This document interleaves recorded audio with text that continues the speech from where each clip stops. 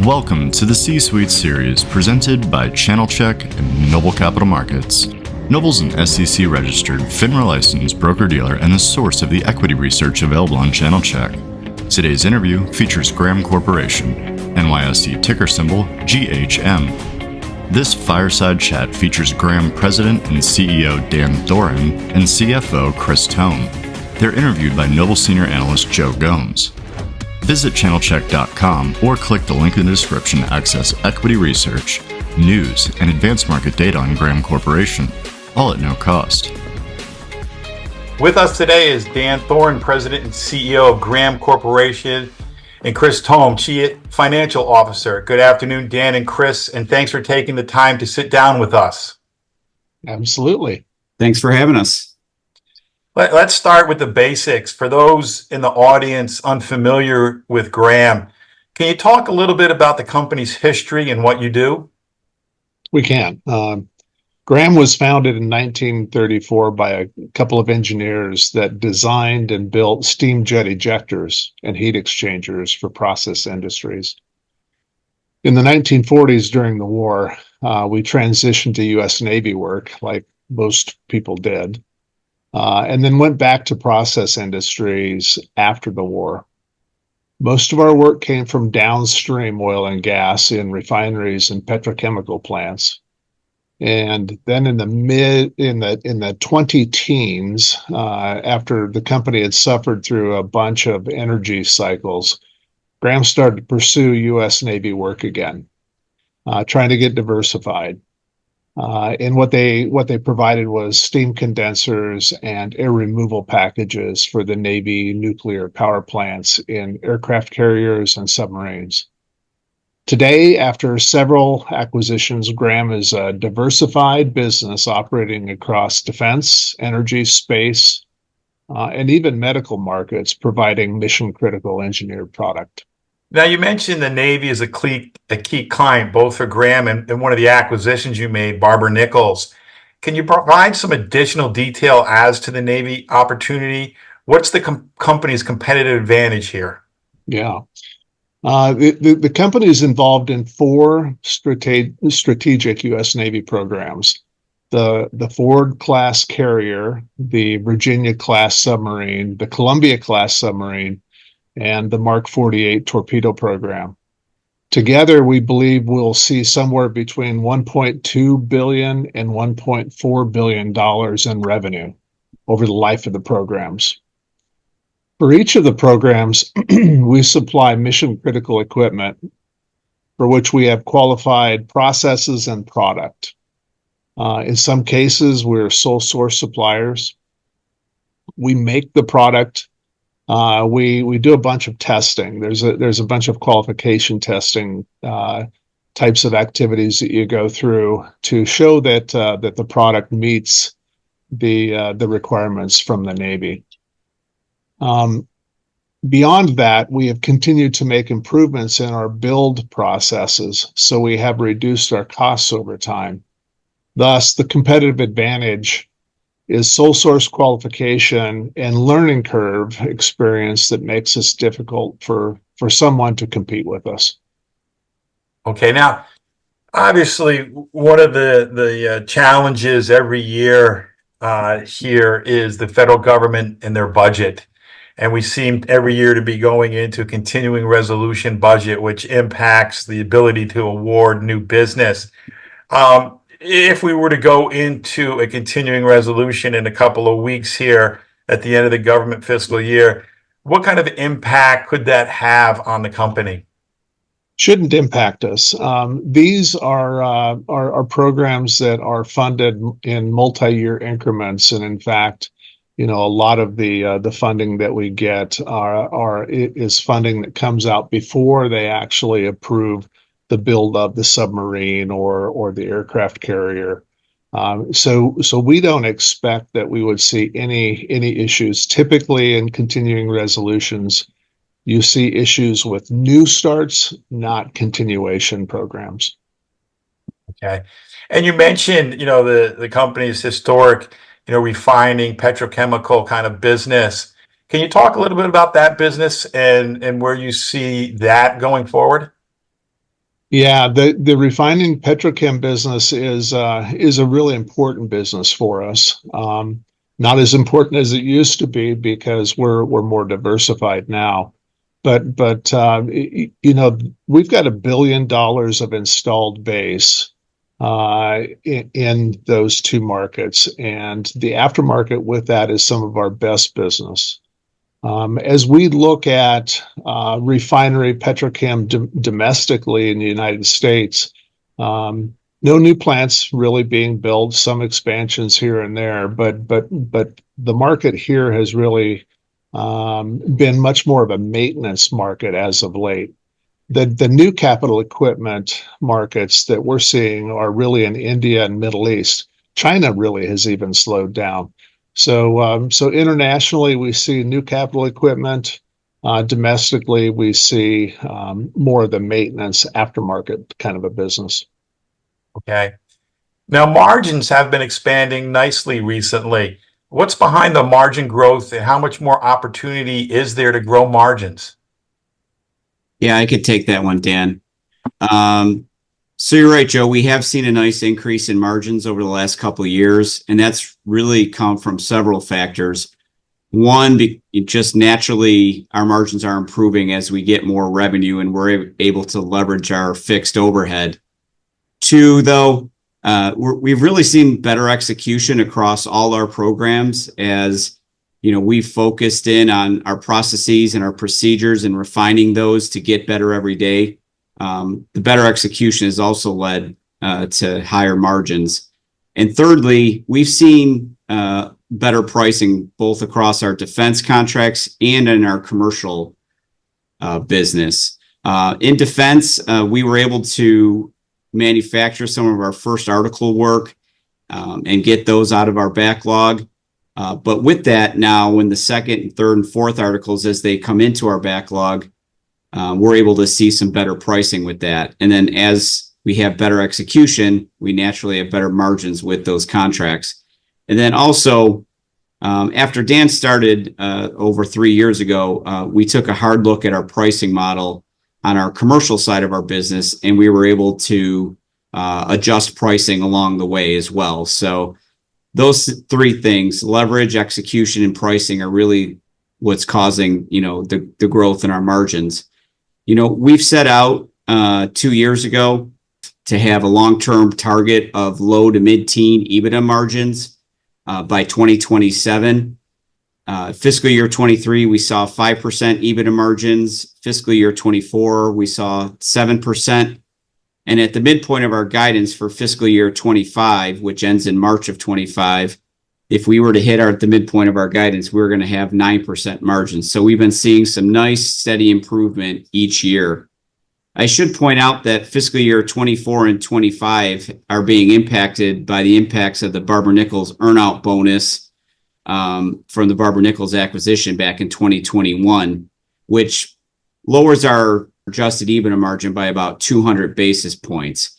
And that program ends at the end of fiscal year 26. So by fiscal year 2027, we feel very comfortable with our low to mid-teen EBITDA margin percentage. You mentioned the backlog. Backlog has been at or near record levels.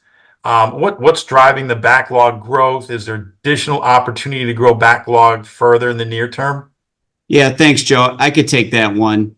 In the second quarter of fiscal year 23 and the third quarter of fiscal year 24, we received some large repeat orders from some of our defense customers. And we really think that, this is a testament to how we have become a strategic supplier to the U.S. Navy and the confidence our customers have in us. The increased orders is also a function, and backlog is also a function of the geopolitical tensions that's been taking place as well. But in addition to this defense backlog, which represented 83% of our $400 million backlog at the end of the first quarter, we also have a pipeline of opportunities with regards to space, new energy. We have a nice pipeline of opportunities, and those opportunities are really just in the prototype phase. As those opportunities and programs move into the full production run rate phase, we should be able to increase our backlog. Additionally, with the acquisition of P3 Technologies last November, they brought with it a nice pipeline of opportunities as well. So the short answer to your question is yes, we do see an opportunity to grow our backlog. And as you may know, earlier this quarter, we did make an announcement that we did receive $65 million in orders in both repeat and new defense orders, as well as some space orders as well, which should help grow our backlog. Great. Now you stole a little bit of my thunder from my next question. I was going to ask you about, the potential opportunity in the new verticals such as new energy and space. Maybe, Dan, you give us a little more detail regarding these opportunities, how large they are, and what makes them attractive to Graham. For new energy and space, we kind of consider these new frontiers. And we expect that as we pick and choose which opportunities to pursue, we're really going to try to maintain our diversified revenue mix, kind of 10% space, 10% new energy. So we don't look at them as big, huge opportunities, but more opportunities to continue to grow our business at a reasonable pace. So thus that kind of diversified revenue mix, 10% space, 10% energy. We like mission critical equipment, and these are typically kind of the high cost, high compliance type of product that they don't have huge quantities, kind of low to medium quantity. In space, what that looks like, I can tell you a few stories. One, in the launch market. So Barber-Nichols started with some of these new space companies in 2001, supported many of the launch vehicles that have been built by them over the last 20 years. Launch, as you can tell, is starting to move to a little bit more commodity. There's lots of pressure on cost on the launch side.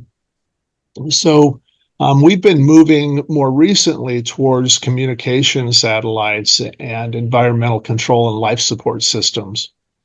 So communication satellites are kind of bifurcated into two versions. One is low cost and the other one's high cost, high capacity types of versions. And you can probably guess which ones we like the best. The high cost, high capacity versions of communication satellites are liquid cooled, and we supply the cooling pumps for those systems. On the environmental control and life support systems, we're in NASA's new space suit. So we've developed a oxygen blower and a coolant circulator for those that support those spacesuits. On the new energy side, we're involved in hydrogen economy, small modular nuclear, biodiesel, sustainable aviation fuel, and concentrated solar. Again, we kind of look at these markets as kind of new frontiers. There's lots of opportunities in them, and we're picking and choosing to get the best ones that we can while maintaining our diversified revenue mix. Okay. Now, given the sole source nature of some of your Navy contracts, the installed base on the refining side, it would seem like you have some barriers to entry from competition there. But what does the competitive market look like today for you? On the Navy side, the Navy is trying to accelerate shipbuilding. And so you've seen a lot of press around that. You see buildsubmarine.com commercials all over the place. The U.S. government is really trying to invest in gaining that industrial capacity to build those ships and torpedoes faster. You might have also heard of this entity called Blue Forge Alliance. They're a nonprofit, kind of a government integrator. That is working with the defense industrial base, and they're funding them with supplier development initiatives. So the Navy side, it's kind of wide open, and in some cases, the competition isn't too fierce, but it's a nice place to be right now. On the energy side, again, domestically, we're into maintenance, and so that's not too bad. But it is a fixed amount of work that we've got in front of us. Internationally, there's more opportunity and more competition. Thus, we've opened up in India and a China office, and we are making in country to make sure that we're cost effective there. So competition is a little bit tougher on the energy side. And then as I talked through on the space and new energy, lots of opportunity. But there's also a lot of programs that won't make it, and so we're being pretty picky on the ones that we're choosing, and hopefully we get on the right ones that really do go out into the future and become more production type jobs for us. You mentioned Blue Forge, and Graham recently announced the groundbreaking for a new 17.6 million, 29,000 square foot facility in Batavia, New York. This is a significant milestone in the company's ongoing growth and commitment to serving its customers and the community, in our view. Can you provide some additional detail as to what the new facility will be used for and the opportunity it presents to the company? Yeah, so we're really excited about breaking ground on this new facility in Batavia. It was to increase our capacity at the request of one of our customers, one of our larger defense customers, who gave us $13.5 million of a grant to fund this expansion. And then Graham is putting in another $4 million towards that expansion. But not only are we building a new building, but we're going to be filling it with state-of-the-art machinery and equipment, such as automated welding equipment, some mills, some rolling equipment, as well as cranes. And in addition to the building and the equipment, we're also going to be adding 24 new jobs, which is about 4% of our workforce. And as you know, we're a direct labor business. So as our direct labor grows, our revenue grows as well. And this building and this increase in personnel and direct labor is all going to help us get to that 8 to 10% organic revenue growth per year that we've guided to in our long-term strategic goals. Now, we've talked about, some M&A acquisitions, or some acquisitions that you've completed, recently. One, Barber-Nichols, which we would call that kind of a strategic, P3, more of a bolt-on type of an acquisition. How do you see view M&A opportunities going forward? Do you see them more bolt-on, or do you see, additional strategic type of acquisitions? And, with that, how's the company's capital structure, and do you foresee a need for additional capital in the future? So on the M&A front, we are actively looking for additional opportunities there. And we're looking, at both vertical and horizontal type integrations in energy and defense. So at this point, the net is cast pretty wide. But I will throw out some qualifiers. So we really like engineered product. So we like to engineer things and be able to refresh ourselves with the engineering aspect of our business. And then we like to produce it. And we like the full product life cycle from design all the way through the aftermarket. So it's those types of businesses that we'll be looking for. Again, vertical and horizontal types of integrations and bolt-ons if we find them. Yeah, so I'm pleased to report that our capital structure at the end of the first quarter is very strong, as we had no debt outstanding and about $20 million of cash. And that capital will be used to fund the M&A activity that Dan was just talking about. We've also, in addition to M&A though, we've also guided that our CapEx spend for fiscal year 2025 is going to be about 10 to 15 million. Additionally, we've said that we want to spend about 5 to 7% of our revenue per year towards CapEx projects. And those projects are in that capital spend is what's all going to lead to that 8 to 10% organic revenue growth. And I should point out that all the CapEx programs that we are approving have over a 20% ROI associated with them. Additionally, last year we signed a new 5-year, $50 million revolving credit facility, which that, along with continued profitable growth, will provide more than enough cash flow from operations to meet our organic growth objectives. Additionally, similar to the Barber-Nichols and P3 acquisition, future acquisitions, we're looking to have a mix of cash, stock, and earnout component with that purchase price.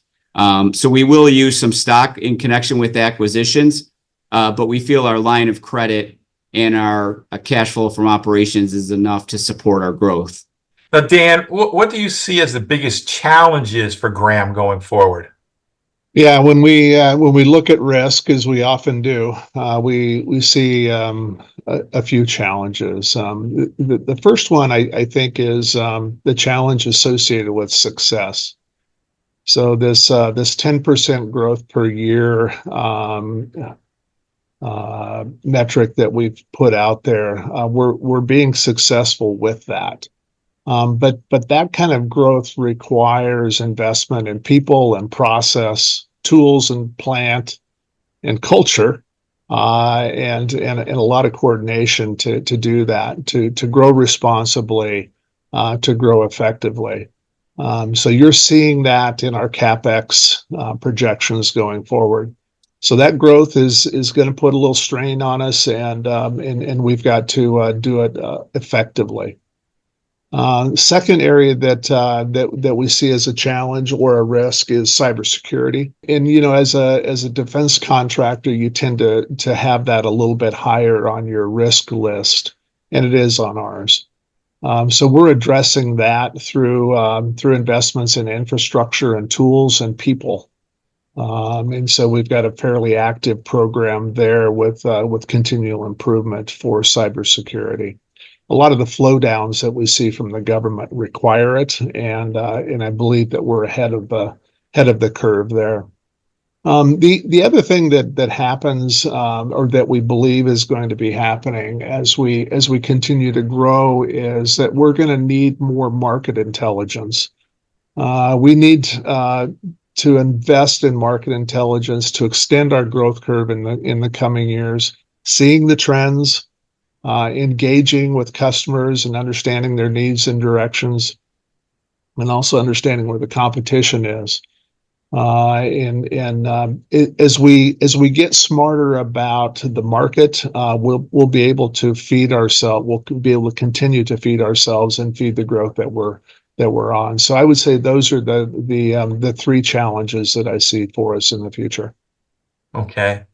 Now let's wrap up, Dan, with you giving us your elevator pitch for an investor looking at Graham. Yeah, boy, this is exciting. We've really transformed a highly cyclical energy-based business into a diversified market, critical equipment provider serving the defense, the energy, space, and process industries. We're on an 8 to 10% annual growth path, and we have improved profitability from a loss in our first year to a 5% EBITDA return in the second, to a 7% EBITDA in the third, and we're on pace now to hit 9% EBITDA guidance in our fourth year. We have a plan to hit low to mid-teens EBITDA in 2027. So we're tracking to our mission of building better companies to deliver superior performance. Great. Well, Dan and Chris, we covered a lot of ground today and got significant insight into what Graham Corporation does, its markets, and opportunities. We appreciate you taking the time to do this C-suite interview, and we wish you and the company the best in the future. Thanks again. Thanks, Joe. It's been fun. Thanks, Joe.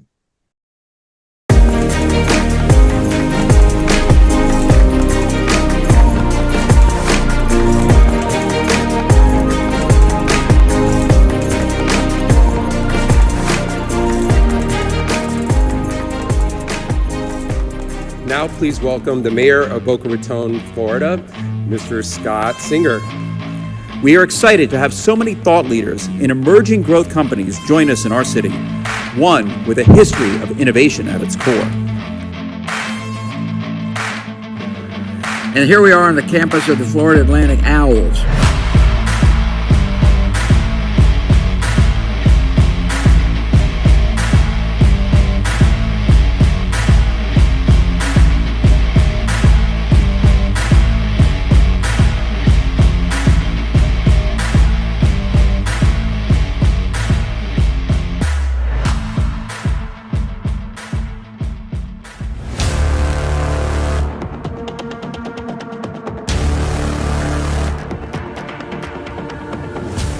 You can start a company with a great product and become a multimillionaire. Well, first of all, I'm thinking of the business. What is it, right? Is it scalable? How will I make a profit? The world does not be a path to your door. There really is no such thing as a better mousetrap